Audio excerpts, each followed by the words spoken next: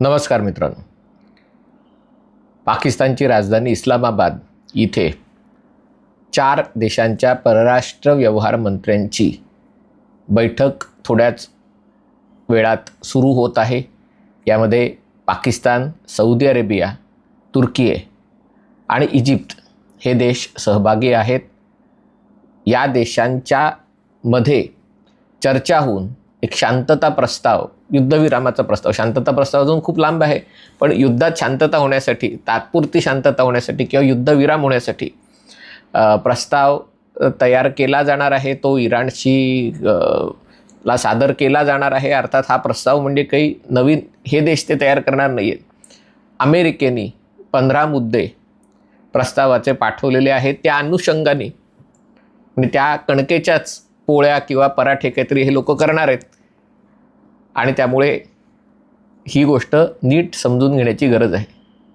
कणिक गव्हाच्या पिठाची असेल तर त्याचे फुलके करता येतात, चपात्या करता येतात, रोटी करता येऊ शकते, त्याची भाकरी करता येणार नाही। आणि त्यामुळे हे 4 देश आहेत ते अमेरिकेने ज्या अटी पुढे केलेल्या आहेत त्या आधारेच प्रस्ताव त्याच्यातनं तयार करणार आहे। आणि हा प्रस्ताव इराणचे परराष्ट्र व्यवहार मंत्री अब्बास आराक्ची यांच्याशी सादर केला जाणार आहे। तेही या पाकिस्तानात येणार आहेत असं काही आत्ता तरी वाटत नाही आहे। म्हणजे या बैठकीमध्ये ना इराण आहे, ना इस्रायल आहे, इस्रायल आणि पाकिस्तानचे तर संबंधच नाही आहेत, आणि अमेरिकाही नाही आहे, आणि UAE नाही आहे, हे लक्षात घ्या। मग या बैठकीत नेमकं काय होणार आहे, हा सगळा खटाटोप कशाला? आपल्याला खूप वाईट सवय असते। आपल्याला असं वाटतं की प्रत्येक ठिकाणी आपण टेबलावर उपस्थित पाहिजे। म्हणजे पाकिस्तानला हा मान मिळालेला आहे। एका प्रकारे पाकिस्तान जो सगळ्यात मोठा दहशतवादाला समर्थन देणारा देश आहे त्यालाच तुम्ही, किंवा जो मोठा युद्धखोर देश आहे त्यालाच तुम्ही युद्धविराम घडवण्याचा त्याची जबाबदारी देता। म्हणजे वर्गातल्या सगळ्याच मस्तीखोर मुलाला तुम्ही मॉनिटर बनवता, हे कसं काय?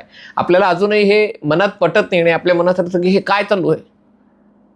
म्हणजे भारतासारखा एवढा महत्त्वाचा देश आहे, आपल्याला कोणी विचारत का नाही, आपल्याला किंमत का देत नाही? हे आपण म्हणतो, पण तरी आपण आपली तुलना पाकिस्तानचीच सातत्याने करत असतो। ही आपली वाईट सवय, ही बदलायला पाहिजे आता। आणि त्यामुळे या व्हिडिओमध्ये मी तुम्हाला सगळी पार्श्वभूमी नीट समजावून सांगणार आहे, पाकिस्तान इथपर्यंत कसा पोचला।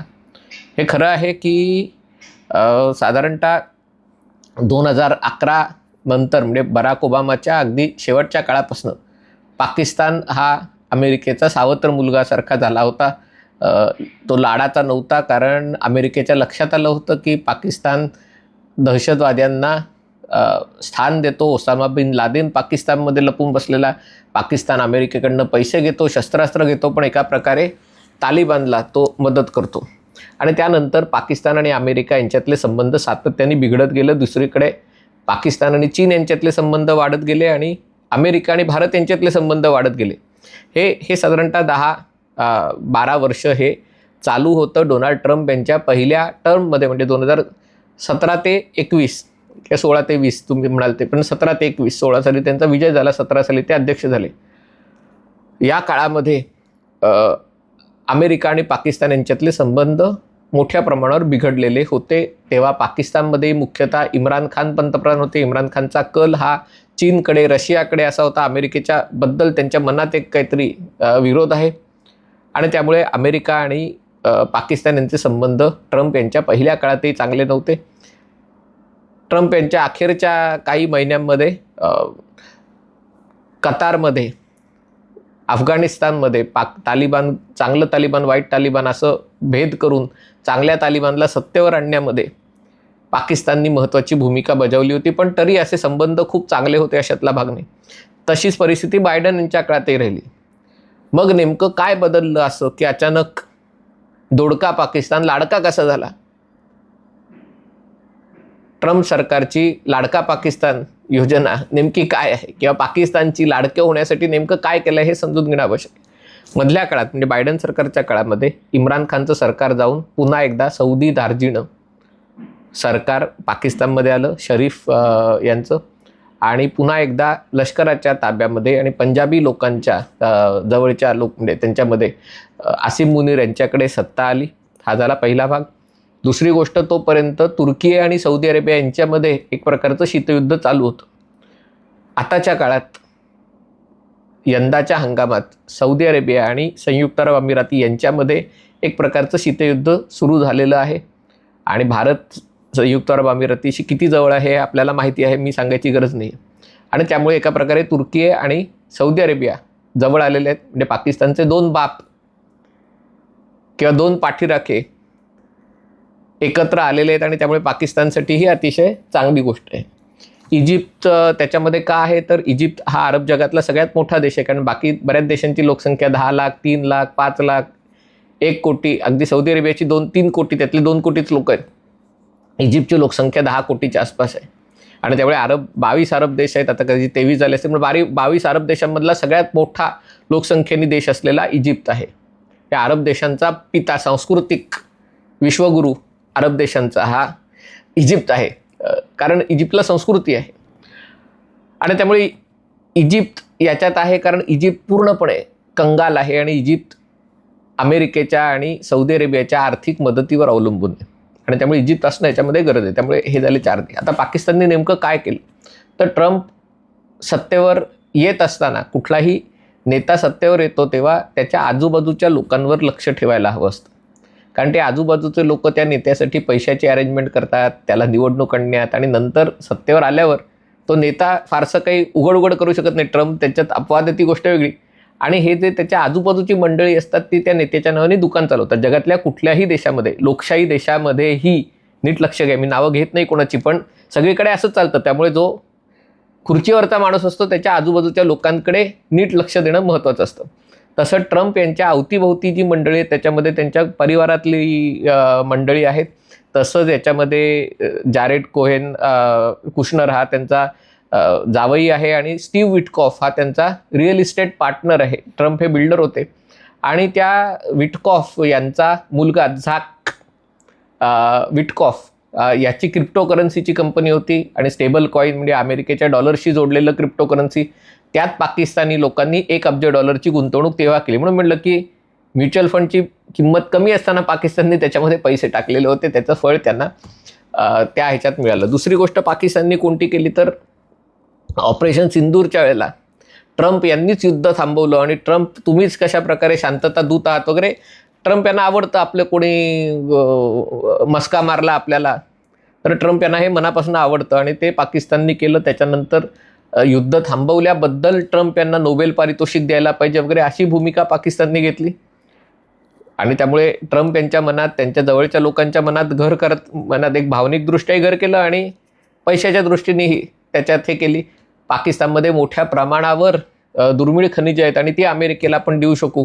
पाकिस्तान हळूहळू चीनपासून वेगळं होण्याचा प्रयत्न करतोय आणि त्यामुळे अमेरिकेच्या स्ट्रॅटेजिक कम्युनिटीमध्ये पण हे होतं की पाकिस्तानला जर आपल्याकडे घेतलं तर एका प्रकारे चीनचा अरबी समुद्रात जाणारा मार्ग बंद होऊ शकेल.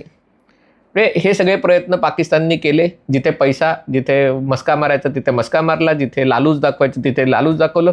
याचा परिणाम असा झाला की जून 2025मध्ये पहिले इस्रायल आणि नंतर अमेरिकेने इराणच्या अण्वस्त्र तंत्रज्ञान निर्मिती प्रकल्पावर हल्ले केले आणि त्याच्यानंतर पुन्हा जेव्हा वाटाघाटी सुरू झाल्या 12 दिवसाच्या युद्धानंतर तिथे युद्धविराम झाला आणि नंतर त्यांच्यामध्ये वाटाघाटी सुरू झाल्या. त्या वाटाघाटी सुरू करण्यात, त्याच्यामध्ये प्रस्तावांची देवाणघेवाण करण्यात पाकिस्ताननी भूमिका बजावली होती. कारण जसं म्हटलं की तेव्हा पाकिस्तान ट्रम्प यांच्या अतिशय जवळचा लाडका होता. भारत तेव्हा दोडका होता, कारण भारतावर निर्बंध टाकले होते, आयात कर लावला होता. भारताने मान्य केलं नव्हतं की ट्रम्प यांचं कुठलाही रोल, कुठलीही भूमिका आहे युद्ध थांबवण्यात. आणि त्यामुळे संयुक्त राष्ट्रांच्या सर्वसाधारण सभेमध्ये जेव्हा इराण आणि पाकिस्तान दोघांचेही प्रतिनिधी गेले होते तेव्हा अमेरिकेच्या अटी शर्ती इराणपर्यंत पोहोचवण्यात तेव्हा पाकिस्ताननी भूमिका बजावली होती. आत्ता जे अमेरिकेच्या 15 अटींचा जो प्रस्ताव आहे किंवा जो युद्धविराम प्रस्ताव आहे त्याच्यामध्ये 15 मुद्दे आहेत. तो नवीन नाही आहे, तो नवीन बाटलीत जुनी दारू आहे. तो जो प्रस्ताव सप्टेंबरमध्ये होता तोच प्रस्ताव वेगळ्या स्वरूपात थोडंसं पुढे मागे करून अमेरिकेने इराणला दिलेलं आहे आणि ते काम पाकिस्तानने केलं होतं, त्यामुळे पाकिस्तान हे करत आहे. पाकिस्तान आणि इराण यांच्यामध्ये 900-950 किलोमीटर 900 किलोमीटरपेक्षा जास्त सीमा आहे. त्याच्यानंतर चोर चोर मौसेरे भाई म्हणतात तसं ते पाकिस्तानचा स्वतःचा अणु कार्यक्रम चोरलेला आहे आणि इराणचा अण्वस्त्र तंत्रज्ञान कार्यक्रम त्याची डिझाईन वगैरे सगळं हे AQ अब्दुल कादिर खान यांच्या पाकिस्तानमार्फत इराणला दिलेली आहेत आणि त्यामुळे तसे पाकिस्तान आणि इराणचे संबंध आहेत. आणि त्यामुळे इराणशी बोलायला कोणतरी तो त्याच्या बिरादरीतला असला तर ते अधिक चांगलं ठरतं आणि म्हणून ही पाकिस्तानला भूमिका मिळालेली आहे. पुढे आता त्याच्या पुढचा मुद्दा, आत्ताच्या ह्याच्यामध्ये पाकिस्ताननी काय केलं आहे, कारण ट्रम्प यांच्याकडे कुठली गोष्ट फुकट नसते, प्रत्येक गोष्टीला पैसे पडतात. आत्ता काय केलं, पाकिस्तान दिवाळखोरीत निघत होतं आणि त्यामुळे देशाचा खर्च चालवायला नेमकं काय करायचं हा सगळा विषय होता. तर पाकिस्तानी सरकारचं एक न्यूयॉर्कच्या अतिशय महत्त्वाच्या भागामध्ये एक हॉटेल होतं. पूर्वी असं होतं की देशाचे लोक अनेकदा प्रवास करायचे आणि मग ते वेगळ्या हॉटेलात कुठे राहायचं, तर आपणच हॉटेल बांधलं, गेस्ट हाऊस बांधलं, सरकारी एक हे बांधलं. तर तसं पाकिस्तानचं एक हॉटेल न्यूयॉर्कमध्ये होतं. आता त्याची जबरदस्त किंमत आहे. ते पाकिस्ताननी काय केलं, पाकिस्तानला ते हॉटेल चालवणं परवडत नव्हतं.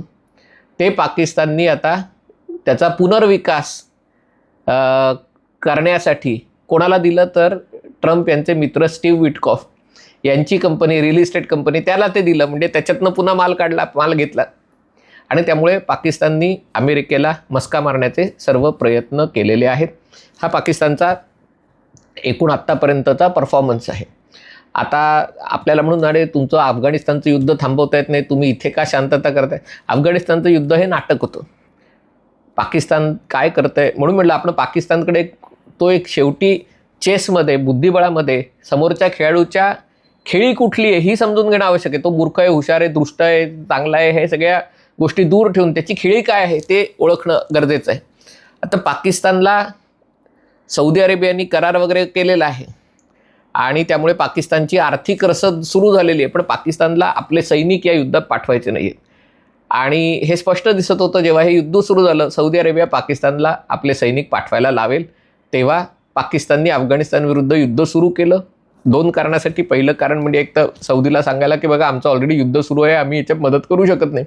दुसरं कारण याच्यामध्ये असं आहे की जर उद्या हे अमेरिका इराण युद्ध झालं, वाढलं, त्याच्यासाठी सैन्य वगैरे आलं, तर अमेरिकेची मदत पुन्हा पाकिस्तान हे त्याचं फ्रंटलाईन स्टेट होऊ शकेल. कारण इराणच्या पाकिस्तानशी असलेल्या सीमा जोडलेल्या आहेत. इराकमधनं हे होऊ शकत नाही, अफगाणिस्तानमधनं हे होऊ शकत नाही. इराकमध्ये जरी अमेरिकेचा प्रभाव असला तरी इराकमधली जनता शिया आहे आणि त्यामुळे इराकमधनं अमेरिका कारवाई करू शकत नाही. आणि त्यामुळे जर युद्ध सुरू असेल तर जी मदत मिळेल त्यातला काही भाग शस्त्रास्त्र इकडे तिकडे डायव्हर्ट करणं हे पाकिस्तानला शक्य आहे. असं असलं तरी अजूनपर्यंत काय आहे, तर अजूनपर्यंत अमेरिका आणि इराण यांच्या ज्या अपेक्षा आहेत, त्यांना जो अपेक्षित युद्ध विरामाचं हे आहेत, त्यामध्ये जमीन आसमानाचं अंतर आहे. अमेरिकेच्या 15 अटी, इराणनी काय केलं पाहिजे, इराणनी हे करा, इराणनी ते करा, म्हणजे अजूनही अमेरिका इराणशी असं बोलतोय की चल दे दिया तुमको, लेकिन तुमको ये सब करना पडेगा. इराणचं असं आवेश आहे, असं म्हणणं आहे की आम्ही हे युद्ध जिंकलोय, आम्ही हारलो नसल्यामुळे आम्ही हे युद्ध जिंकलोय, कारण तुमची अपेक्षा होती की तुम्ही 4 दिवसात हे युद्ध जिंकाल, राजवट बदलेल, पण काही झालं नाही आणि तुम्ही आम्हाला हरवू शकत नाहीत. याचाच अर्थ म्हणजे तुम्ही प्रत्येक लढाई तुम्ही जिंकलात, पण युद्ध आम्ही जिंकलोय. हे इराणला असं जाणवतंय. खरं आहे खोटं आहे ते येणारा काळ ठरवेल. आणि त्यामुळे इराणच्या ज्या अटी आहेत त्यांचं म्हणणं आहे आता जुनं झालं गेलं सगळं संपलं, आता नवीन करार करण्यात येईल, नवीन विषय काढा, याच्यामध्ये होर्मुझची सामुद्रधुनी आमच्या ताब्यात पाहिजे, म्हणजे आम्ही त्याच्यातनं टोल वसुली करणार. दुसरी गोष्ट, आमच्या नेत्यांना कोणी हात लावायचा नाही, आमच्या विरुद्ध युद्ध करायचं नाही, ते करायसाठी आम्हाला आर्थिक गॅरंटी पाहिजे, युद्धाचं झालेलं नुकसान भरलं पाहिजे. म्हणजे ह्या सगळ्या गोष्टी अजून खूप याच्यामध्ये अंतर आहे. पाकिस्तानला वाटतंय आपल्याला खूप सन्मान मिळालं आहे, पण याच्या आधी ओमान वाटाघाटी करत होतं, वर्षभर ओमान वाटाघाटी करत होतं. वाटाघाटी सुरू असतानाच अमेरिकेने इराणवर हल्ला केलेला आहे आणि त्यामुळे ओमानची अवस्था काय झाली ते बघा. आणि तीच अवस्था पाकिस्तानची होऊ शकते. या वाटाघाटी सुरू असताना कदाचित अमेरिका सैन्याची जमवाजमव करत आहे, कदाचित 10 दिवसांनी अमेरिका इराणवर हल्ला करेल. किंबहुना मला आत्ता दिसत नाही आहे की हे युद्ध आणखीन वाढल्याशिवाय त्यात शांतता होणार नाही, नांदणार नाही. कारण मध्यम मार्ग काढणं अतिशय अवघड आहे. जरी सगळ्यांची इच्छा असली की युद्ध थांबलं पाहिजे, गॅस पेट्रोल डिझेलच्या किमती कमी झाल्या पाहिजेत, पण तसं आता कुठलंही चित्र दिसत नाही आणि त्यामुळे ही शक्यता खूप जास्त आहे आणि आत्ताची जी बैठक आहे त्याला तर इराणचेही प्रतिनिधी येणार नाही आहेत. इस्रायलला तर पाकिस्तान मान्यताच देत नाही, त्यामुळे इस्रायलला बोलवण्याचा प्रश्नच नाही आहे. अमेरिकेचं कोणी येत नाही आणि त्यामुळे बेसिकली पाकिस्तानची आत्ताची भूमिका आहे ते ज्या हॉलमध्ये किंवा लग्नाची किंवा इतर कुठली बोलणी चालतात त्या जागेचं भाडं, तिथे चहा कॉफी देणं, त्याच्यात लोकांना निरोप पाठवणं, हे काम पाकिस्तानकडे. शांतता प्रस्ताव त्याच्यावरच्या वाटाघाटीमध्ये पाकिस्तानची कोणतीही भूमिका नसणार आहे. आणि त्यामुळे पाकिस्तानला हे मिळालंय म्हणून दुःखी होण्याचं कारण नाही आहे आणि पाकिस्तान कसा अडकणार म्हणून आनंदी होण्याचं कारण नाही आहे. कारण ही एक आधीची बैठक आहे. पाकिस्तानी खूप खुश आहेत, कारण त्यांना असं वाटतं की आपण जगाने आपल्याला वाळीत टाकलं होतं, तर आपण मध्यभागी आलो जगाच्या. पाकिस्तान हाही वसुली राष्ट्र आहे आणि त्यामुळे वसुली करण्यासाठी तुम्ही स्टेजच्या मध्यावर असणं आवश्यक आहे, की मग तुमची किंमत वाढते. त्यामुळे पाकिस्तान खुश आहे की आपल्याला काही नाही तर कोणाकडनं तरी वसुली करता येऊ शकेल. त्यामुळे पाकिस्तानला खुश होऊ द्या. या वाटाघाटीमध्ये काय होतं, या 4 देशांच्या बैठकीत आधी काय होतं, कोणता प्रस्ताव तयार करतो त्याची वाट बघा. त्याच्यावर इराण काय प्रतिक्रिया देतो त्याची वाट बघा. जर इराण आणि अमेरिकेच्या वाटाघाटी सुरू झाल्या पुढच्या 6 एप्रिलपर्यंत, तर मग पाकिस्तानकडे गांभीर्याने बघा. तोपर्यंत ते जे प्रयत्न करत आहेत ते प्रयत्न त्यांना करू द्या. टेन्शन घेऊ नका. जेव्हा गाढवांची कुस्ती सुरू असते तेव्हा ती थांबवायला जातो, त्याच्या जीवाशी मस्ती होऊ शकते, कारण त्याला दोन्ही बाजूच्या गाढवांच्या लाथा खाव्या लागतात. हाच आत्तापर्यंतच्या वाटाघाटींचा इतिहास आहे. हा व्हिडिओ आपल्याला आवडला असेल तर कृपया लाईक करा, शेअर करा आणि हे चॅनल सबस्क्राईब करायची विनंती आहे. तुर्तास इथेच थांबतो. पाहत रहा MH48.